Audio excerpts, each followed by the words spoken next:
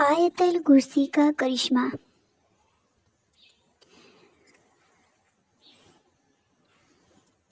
حضرت ابو ہریرہ رضی اللہ سے مروی ہے کہ اللہ کے نبی صلی اللہ علیہ وسلم نے ان کو زکوٰۃ کے مال پر نگراں مقرر فرمایا۔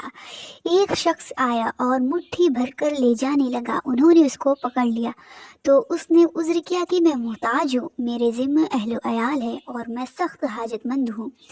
حضرت ابو ہریرہ رضی اللہ نے اس کو چھوڑ دیا۔ صبح ہوئی تو اللہ کے نبی صلی اللہ علیہ وسلم نے ان سے پوچھا کہ وہ تمہارا قیدی کیا ہوا؟ انہوں نے کہا کہ اس نے حاجت بتائی اور میں نے اسے چھوڑ دیا۔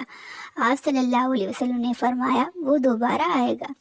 چنانچہ وہ دوسری رات بھی آیا اور مٹھی بھر کر لے جانے لگا، اور حضرت ابو ہریرہ رضی اللہ نے پھر اس کو پکڑ لیا اور اس نے پھر اپنی وہی حاجت اور ضرورت کا اظہار کیا تو انہوں نے چھوڑ دیا۔ نبی کریم صلی اللہ علیہ وسلم صبح پھر پوچھا، حضرت ابو ہریرہ رضی اللہ نے وہی جواب دیا۔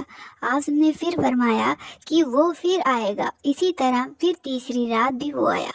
حضرت ابو ہریرہ رضی اللہ نے اس کو پکڑ لیا اور فرمایا میں تجھے نہیں چھوڑوں گا، تو بار بار وعدہ کرتا ہے کہ نہیں آؤں گا مگر پھر وہی حرکت کرتا ہے، میں تجھے رسول اللہ صلی اللہ علیہ وسلم کے سامنے پیش کروں گا۔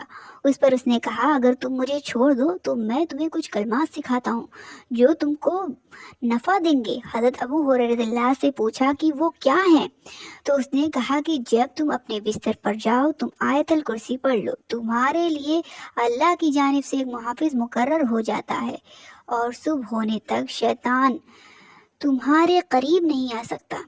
حضرت ابو ہریرہ رضی اللہ نے اس کو چھوڑ دیا اور جب صبح ہوئی تو نبی کریم صلی اللہ علیہ وسلم کو قصہ سنایا۔